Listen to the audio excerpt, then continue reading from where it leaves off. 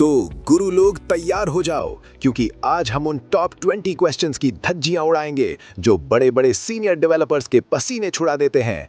If you want to crack that SQL server interview, then stop scrolling. Look, let's be honest, अगर आप एक senior level role M कर रहे हैं तो सिर्फ डेफिनेशंस रटने से काम बिल्कुल नहीं चलेगा। द रियलिटी इज आपको ये समझना होगा कि ये एसक्यूएल फंडामेंटल्स बड़े स्केल पर परफॉर्मेंस को एक्चुअली कैसे इम्पैक्ट करते हैं। आज हम वो टॉप 10 टॉपिक्स ब्रेक डाउन करेंगे जो एक जूनियर और एक सीनियर कैंडिडेट के बीच का असली फर्क दिखाते हैं। इंटरव्यू के प्रेशर में लोग अक्सर यहाँ कंफ्यूज हो जाते हैं। Today we are starting with our first topic which is the foundational difference between join और union. Look at the visual. Join columns को जोड़कर एक वाइडर टेबल बनाता है। फॉर एग्जाम्पल, एम्प्लॉय आईडी और डिपार्टमेंट नेम को साथ लाना। On the other hand, union rows को कंबाइन करके एक टॉलर रिजल्ट सेट देता है। It is as simple as side by side versus one above the other. Basics तो सबको पता होते हैं, but the real test is when the interviewer throws a curve ball. अब एक बहुत ही कॉमन फॉलो अप क्वेश्चन आता है, can we use join and union together? And the answer is a big fat yes. Screen पर देखिए, हमने पहले एक्टिव एम्प्लॉय टेबल को डिपार्टमेंट के साथ ज्वाइन किया। नाउ एग्जैक्टली वही ज्वाइन हमने एम्प्लॉय आर्काइव टेबल पर लगाया। इन दोनों रिजल्ट्स को हमने यूनियन ऑपरेटर से कंबाइन कर दिया, resulting in a single unique list of records from both sources. It's a very clean way to merge complex data sets. लोग अक्सर यूनियन और यूनियन ऑल के बीच कंफ्यूज हो जाते हैं, बट एज अ सीनियर आपको पता होना चाहिए कि कब परफॉर्मेंस मैटर करती है और कब डेटा की एक्यूरेसी। फंडामेंटल डिफरेंस काफी सिंपल है। यूनियन डुप्लीकेट्स को रिमूव कर देता है, वाइल यूनियन ऑल वो सारा डेटा रिटेन करता है डुप्लीकेट्स के साथ। It is like choosing between a filtered list and a complete dump of your data sets. Screen पर देखिए, जब हम कस्टमर्स 2023 और 2024 की सिटी लिस्ट निकालते हैं तो यूनियन यूज करने से हमें सिर्फ यूनिक सिटीज मिलेंगी। बट अगर हमें एग्जैक्ट काउंट चाहिए कि हर साल कितने रिकॉर्ड्स थे, तो यूनियन ऑल परफेक्ट है, क्योंकि वो डुप्लीकेट्स को कीप करेगा और फास्ट एग्जीक्यूट होगा। बेसिक लॉजिक तो सिंपल है। इंटरव्यूअर आपसे पूछेगा कि फास्टर कौन सा है। क्लियरली यूनियन ऑल ज्यादा तेज है, क्योंकि इसमें डुप्लीकेट एलिमिनेशन का झंझट नहीं होता, जिसके लिए सिस्टम को सॉर्टिंग या हैशिंग करनी पड़ती है। पर ट्विस्ट तब आता है जब वो पूछते हैं कि इसे अवॉइड कब करना चाहिए। रियलिटी ये है कि जब डुप्लीकेट रिकॉर्ड्स आपकी रिपोर्टिंग या बिजनेस कैलकुलेशंस को खराब कर सकते हैं, तब यूनियन ऑल से बचना चाहिए। अगर एक ही ट्रांजैक्शन 2 बार काउंट हो गया तो एनालिटिक्स का कचरा हो जाएगा। नाउ स्क्रीन पर इस इंटरव्यू टिप को ध्यान से देखिए, जो आपको एक प्रो दिखाएगी।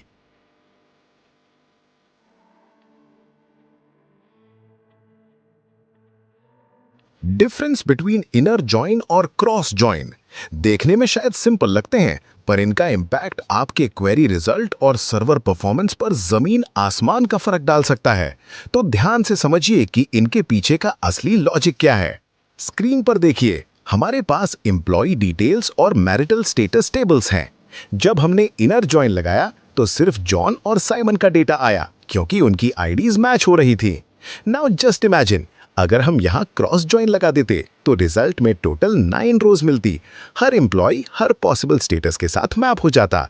So it is all about finding matches versus creating all combinations. ये फॉलो अप क्वेश्चंस आपकी प्रैक्टिकल नॉलेज का असली टेस्ट हैं। Have you ever used cross join in real? अब यहाँ लोग थोड़ा हिचकिचाते हैं। कार्टेशियन प्रोडक्ट्स का अपना एक स्पेसिफिक यूज केस होता है। हम इसे तब यूज करते हैं जब हमें हर पॉसिबल कॉम्बिनेशन चाहिए हो, जैसे डेट्स और प्रोडक्ट्स का मैट्रिक्स बनाना या फिर टेस्टिंग के लिए मैसिव डमी डेटा जनरेट करना। नाउ पॉइंट ये है कि इंटरव्यूअर आपको ट्रैप करने की कोशिश करेगा with the second question, what is the risk of cross join? यहाँ आपको एक सीनियर की तरह परफॉर्मेंस की बात करनी है। क्लियरली बताइए कि बिना कंडीशन के हर रो को हर दूसरी रो से मल्टीप्लाई करना। एग्जाम्पल के तौर पर, अगर एक टेबल में 1000 रोज हैं और दूसरी में भी 1000, तो क्रॉस जॉइन आपको सीधा 1 मिलियन रोज का आउटपुट दे देगा। Now look at the screen. Risk यही है कि अनइंटेंशनल यूज से रिसोर्सेज ड्रेन हो जाते हैं। सो हमेशा याद रखिए, use it only when you strictly need every single combination, जैसे रिपोर्टिंग टेम्पलेट्स या स्ट्रेस टेस्टिंग में। ऑनेस्टली, अगर आपने रिस्क और यूटिलिटी दोनों बैलेंस करके समझा दिए तो इंटरव्यूअर इंप्रेस हो जाएगा। चलिए अब बात करते हैं टॉपिक जो टेक्निकल इंटरव्यूज में अक्सर लोग इग्नोर कर देते हैं, कास्ट वर्सेस कन्वर्ट, इनके बीच का डिफरेंस जानना एक सीनियर डेवलपर के लिए बहुत जरूरी है। डिफरेंस पोर्टेबिलिटी और फ्लेक्सिबिलिटी का है। कास्ट एक एनसी स्टैंडर्ड फंक्शन है, मतलब ये लगभग हर एसक्यूएल डेटाबेस पर बिना किसी बदलाव के काम करेगा। लेकिन on the other hand convert सिर्फ एसक्यूएल सर्वर स्पेसिफिक है। It is less portable, but ये हमें फॉर्मेटिंग के बहुत सारे एक्स्ट्रा ऑप्शंस देता है जो कास्ट में नहीं मिलते। नाउ स्ट्रैटेजी सिंपल रखिए। अगर आपको सिर्फ डेटा टाइप बदलना है और क्वेरी को पोर्टेबल रखना है तो हमेशा कास्ट यूज करें। बट अगर आपको डेट या करेंसी को किसी स्पेसिफिक फॉर्मेट में दिखाना है, जैसे DDMMYYYY, तो कन्वर्ट ही आपका बेस्ट फ्रेंड है। नाउ स्क्रीन पर इस इंपॉर्टेंट इंटरव्यू टिप को देखिए जो आपके काम आएगी। अब यहाँ थोड़ा ध्यान दीजिए, क्योंकि असली सीनियर लेवल एक्सपर्टीज तब दिखती है जब आप जेनेरिक आंसर से हटकर प्रोडक्शन रियलिटी की बात करते हैं। इंटरव्यूअर आपको वैलिडेट करने के लिए 2 क्रिटिकल फॉलोअप क्वेश्चंस पूछ सकता है। पहला सवाल सीधा आपके एक्सपीरियंस पर हिट करेगा, Which one do you prefer in production? And the reality is, एक seasoned professional हमेशा पोर्टेबिलिटी को वेटेज देता है। इसीलिए प्रोडक्शन एनवायरनमेंट में हम अक्सर कास्ट को ही प्रेफर करते हैं, ताकि डेटाबेस माइग्रेशन के वक्त कोड ब्रेक ना हो। लेकिन फिर एक काउंटर क्वेश्चन आ सकता है, Then why do we even use convert? यहाँ आपको कॉन्फिडेंस के साथ समझाना है कि हम फ्लेक्सिबिलिटी को इग्नोर नहीं कर रहे। बताइए कि जब एडवांस्ड फॉर्मेटिंग की बात आती है, स्पेशली डेट्स के लिए, तब कन्वर्ट के बिना काम नहीं चलता। It is all about using the right tool for the right scenario. हाँ, तो अब हम एक ऐसे टॉपिक पर आ गए हैं जो SQL डेवलपमेंट की बैकबोन है, function versus stored procedure. So the point is, developers अक्सर इन दोनों को इंटरचेंजेबल समझते हैं, पर प्रोडक्शन एनवायरनमेंट में इनका रोल बिल्कुल अलग होता है। एक साइड पर फंक्शन है जिसे वैल्यू रिटर्न करनी ही पड़ती है, और दूसरी तरफ स्टोर्ड प्रोसीजर है जो ऑप्शनल रिटर्न के साथ आता है। Look at the comparison chart. Function must return a value, पर प्रोसीजर के साथ ऐसी कोई जबरदस्ती नहीं है। स्क्रीन पर इस इंटरव्यू टिप को देखिए। फंक्शन मोस्टली कैलकुलेशंस के लिए बना है, जबकि प्रोसीजर का असली काम हैवी बिजनेस लॉजिक और डेटा मॉडिफिकेशंस को हैंडल करना है। It is that simple. जब भी परफॉर्मेंस की बात आती है, स्टोर्ड प्रोसीजर्स हमेशा बाजी मार ले जाते हैं। इसके पीछे का मेन रीजन है pre compilation. Stored procedures server पर एक बार कंपाइल होने के बाद अपना एग्जीक्यूशन प्लान सेव कर लेते हैं, जबकि फंक्शंस को कई बार हर एग्जीक्यूशन पर री-इवैल्यूएट होना पड़ता है। स्टोर्ड प्रोसीजर्स नेटवर्क ट्रैफिक को भी ड्रास्टिकली कम कर देते हैं, क्योंकि आपको सिर्फ प्रोसीजर का नाम और पैरामीटर्स भेजने होते हैं, पूरा एसक्यूएल कोड नहीं। Point to be noted, look at the screen. SQL server को बार-बार best way to run calculate नहीं करना पड़ता because of those precompiled plans. So if you are dealing with heavy logic, stored procedures are your best friend for a scalable architecture. It is not just about writing code, it is about performance efficiency. अब move करते हैं एक ऐसे topic पर जो SQL optimisation का सबसे बड़ा टेस्ट है, correlated versus non correlated query. लोग कोड तो लिख लेते हैं, पर उन्हें यह पता नहीं होता कि बैकग्राउंड में क्वेरी डेटाबेस को कितना थका रही है। नॉन कोरिलेटेड क्वेरी काफी इंडिपेंडेंट होती है, वो सिर्फ एक बार रन होती है और अपना काम खत्म कर देती है। लेकिन on the other hand, correlated query हर एक रो के लिए बार बार रन होती है। स्क्रीन पर देखिए, नॉन कोरिलेटेड एग्जाम्पल में हमने पहले पूरे कंपनी की एवरेज सैलरी निकाली और फिर कंपैरिजन किया, रिजल्ट एक बार में आ गया। Now look at the correlated example. यहाँ हम हर एम्प्लॉय की सैलरी को उसके अपने डिपार्टमेंट की एवरेज सैलरी से कंपेयर कर रहे हैं। हर रो के लिए एक नया कैलकुलेशन, हर रो के लिए एक नया वाई। कोरिलेटेड सब क्वेरीज पावरफुल लगती हैं, पर क्या आपको पता है कि ये आपके सिस्टम को स्लो कैसे कर सकती हैं? इसका सीधा सा जवाब है रेपिटेशन। ये क्वेरीज आउटर क्वेरी की हर एक सिंगल रो के लिए बार बार एग्जीक्यूट होती हैं, जो डेटाबेस पर एक भारी बोझ बन जाता है। Interviewer can also ask, how can we optimise them? For this we can say, joins या विंडो फंक्शंस यूज करके आप वही रिजल्ट बिना डेटाबेस को थकाए निकाल सकते हैं। ये टॉपिक डेटाबेस मैनेजमेंट में सिक्योरिटी और प्राइवेसी के लिए बहुत क्रिटिकल है। Global versus local temporary tables. वैसे सारा खेल विजिबिलिटी का है। लोकल टेम्पररी टेबल सिर्फ उसी सेशन में दिखती है जहां उसे बनाया गया है, लेकिन on the other hand global temporary table पूरे सर्वर के सभी एक्टिव सेशंस के लिए अवेलेबल होती है। Focus on the syntax and life cycle. Local tables हमेशा एक सिंगल हैश सिंबल से शुरू होती हैं और सेशन बंद होते ही अपने आप ड्रॉप हो जाती हैं। पर ग्लोबल टेबल्स के लिए डबल हैश यूज होता है और ये तब तक बनी रहती हैं जब तक उन्हें यूज करने वाला आखिरी सेशन भी खत्म ना हो जाए।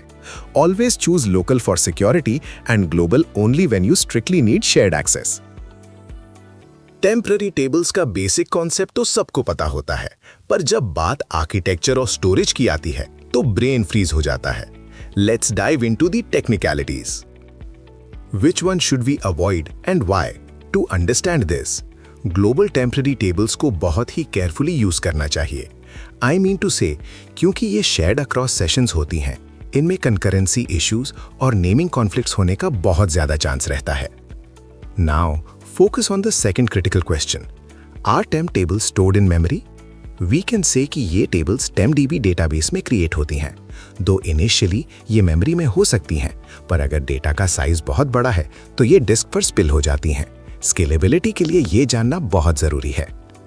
Now looking at the facts, अगर आपका डेटा सेट मैसिव है तो सिस्टम डिस्क आईओ यूज करने लगेगा, जिससे परफॉर्मेंस हिट हो सकती है।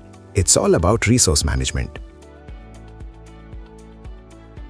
चलिए अब बात करते हैं उस टॉपिक की जो एसक्यूएल स्टोरेज और मेमोरी ऑप्टिमाइजेशन का बेस है, केयर वर्सेस वारकेयर। एक सीनियर आर्किटेक्ट हमेशा स्टोरेज एफिशिएंसी पर फोकस करता है। फंडामेंटल डिफरेंस काफी सिंपल है। केयर एक फिक्स लेंथ डेटा टाइप है, मतलब जितनी स्पेस अलॉट की वो उतनी ही यूज करेगा, चाहे डेटा हो या ना हो। लेकिन ऑन द अदर हैंड वारकेयर एक वेरिएबल लेंथ टाइप है। आई मीन ये सिर्फ उतनी ही स्पेस ऑक्यूपाई करता है जितनी आपके एक्चुअल डेटा को जरूरत होगी है। स्क्रीन पर देखिए, अगर हमने केयर 2 डिफाइन किया कंट्री कोड के लिए तो वो हमेशा 2 कैरेक्टर्स की स्पेस लेगा, बट नेम्स के लिए हम वारकेयर 50 यूज करते हैं, क्योंकि अगर नेम सिर्फ 4 कैरेक्टर्स का है तो सिस्टम बाकी 46 कैरेक्टर्स की स्पेस सेव कर लेगा। Look at the visual, fixed versus flexible storage का यही असली गेम है। इंटरव्यूअर अक्सर ये चेक करता है कि क्या आपको सिर्फ डेफिनेशंस पता है या आपको स्टोरेज और परफॉर्मेंस की रियल समझ भी है। If interviewer asks us which one is faster, so care fixed length data के लिए स्लाइटली फास्टर हो सकता है, क्योंकि इंजन को लेंथ कैलकुलेट नहीं करनी पड़ती। लेकिन on the other hand space efficiency के लिए हमेशा वारकर को ही प्रेफर किया जाता है। I mean it's a classic trade off between micro speed and storage optimisation. फिर बात आती है रियल वर्ल्ड एप्लीकेशन की। Any real life example for care?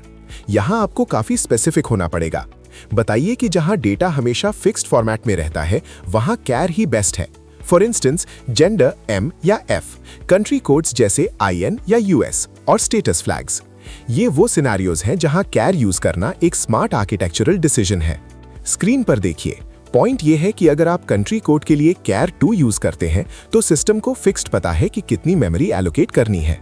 But names या ईमेल एड्रेसेस के लिए हम वारकर ही चूज करेंगे, क्योंकि वहां लेंथ अनप्रिडिक्टेबल होती है। सिंपल रूल, फिक्स्ड पैटर्न है तो केयर और अगर लेंथ वेरिएबल है तो वारकर। अब हम एसक्यूएल के सबसे बड़े मस्ट नो टॉपिक पर आ गए हैं, प्राइमरी की वर्सेस यूनिक की। लोग अक्सर सोचते हैं कि दोनों का काम यूनिकनेस मेंटेन करना है, तो फर्क क्या है? पर सच तो यह है कि डेटाबेस डिजाइन में इनका रोल बिल्कुल अलग है। देखिए, सबसे बड़ा डिफरेंस कंस्ट्रेंट की लिमिट में है। एक टेबल में सिर्फ एक ही प्राइमरी की हो सकती है, जबकि मल्टीपल यूनिक कीज अलाउ की जाती हैं। दूसरा मेजर पॉइंट है नल वैल्यूज का। प्राइमरी की कभी भी नल एक्सेप्ट नहीं करती, लेकिन यूनिक की एक सिंगल नल वैल्यू अलाउ कर सकती है। अब थोड़ा आर्किटेक्चरल साइड पर फोकस करते हैं। बाय डिफॉल्ट प्राइमरी की एक क्लस्टर्ड इंडेक्स क्रिएट करती है जो आपके डेटा को फिजिकली ऑर्गेनाइज करता है, वहीं यूनिक की एक नॉन क्लस्टर्ड इंडेक्स क्रिएट करती है। स्ट्रैटेजी यही है कि हमेशा मेन आइडेंटिटी के लिए प्राइमरी की रखें और बाकी यूनिक फील्ड्स जैसे ईमेल या मोबाइल नंबर के लिए यूनिक की का यूज करें। स्क्रीन पर इस कंपैरिजन चार्ट को देखिए। प्राइमरी की नो नल पॉलिसी पर चलती है, पर यूनिक की 1 नल की फ्लेक्सिबिलिटी देती है। सोचो, अगर आपको एम्प्लॉय आईडी मेंटेन करनी है तो प्राइमरी की बेस्ट है, पर अगर पासपोर्ट नंबर स्टोर करना है जो शायद सबके पास ना हो तो यूनिक की वहां परफेक्ट फिट बैठेगी। यूनिकनेस मेंटेन करना तो बेसिक है, पर असली सीनियरिटी तब दिखती है जब आप इसके पीछे के इंडेक्सिंग और कॉम्पोजिट लॉजिक को एक्सप्लेन करते हैं। इंटरव्यूअर अक्सर आपको प्राइमरी की के रूल्स में फंसाने की कोशिश करेगा। Can a table have multiple primary keys? The reality is, technically इसका जवाब नो है। एक टेबल में सिर्फ एक ही प्राइमरी की कंस्ट्रेंट हो सकता है, लेकिन यहाँ ट्विस्ट ये है कि आप मल्टीपल कॉलम्स को मिलाकर एक कॉम्पोजिट प्राइमरी की बना सकते हैं। ये छोटा सा डिस्टिंक्शन आपको बाकी कैंडिडेट से अलग खड़ा करेगा। फिर बात आती है परफॉर्मेंस की। Why does it create a clustered index by default? इसका सीधा लॉजिक है फिजिकल ऑर्गेनाइजेशन। प्राइमरी की इंजन को बताती है कि डेटा को डिस्क पर किस ऑर्डर में स्टोर करना है। फास्ट एक्सेस के लिए डेटा का फिजिकली सॉर्टेड होना बहुत जरूरी है। स्क्रीन पर देखिए, प्राइमरी की सिर्फ यूनिक आइडेंटिफायर नहीं है, वो डेटाबेस का फिजिकल स्ट्रक्चर डिफाइन करती है। इसलिए बाय डिफॉल्ट ये क्लस्टर्ड इंडेक्स बनाती है ताकि सर्च क्वेरीज लाइटनिंग फास्ट हो सके। याद रखिए, मल्टीपल कीज नहीं पर मल्टीपल कॉलम्स मिलाकर एक कॉम्पोजिट की बन सकती है। आर्किटेक्चर और परफॉर्मेंस का ये कॉम्बो ही आपका विनर आंसर है। अब बारी आती है SQL के उस टॉपिक की जो हर डेटाबेस एडमिनिस्ट्रेटर और डेवलपर के लिए जानना बेहद जरूरी है। डिलीट, ट्रंकेट और ड्रॉप।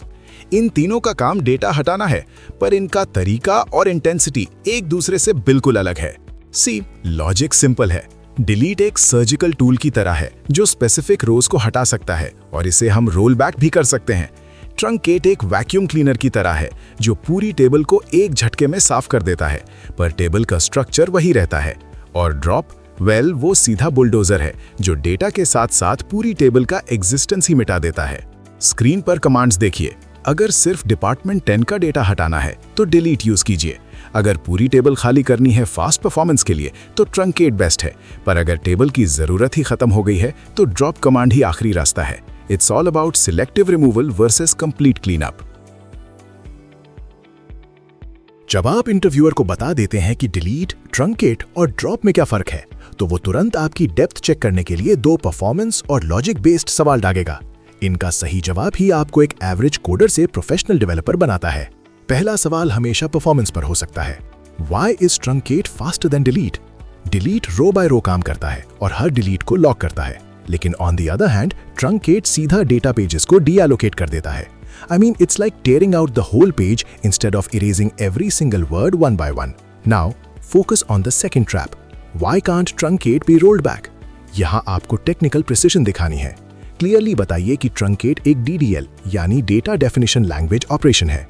क्योंकि ये इंडिविजुअल रो डिलीशंस को लॉग नहीं करता, इसीलिए सिस्टम के पास उसे अंडू करने का कोई रास्ता नहीं होता। It's a point of no return. Screen पर देखिए, डिफरेंस बिल्कुल क्लियर है। ट्रंकेट फास्ट इसलिए है क्योंकि वो डेटा पेजेस पर फोकस करता है, रो बाय रो मेहनत नहीं करता, और रोल बैक इसलिए नहीं होता क्योंकि वो इंडिविजुअल एक्शंस का कोई रिकॉर्ड या लॉग नहीं रखता। पॉइंट ये है, स्पीड चाहिए तो ट्रंकेट, पर सेफ्टी और प्रिसिजन चाहिए तो डिलीट।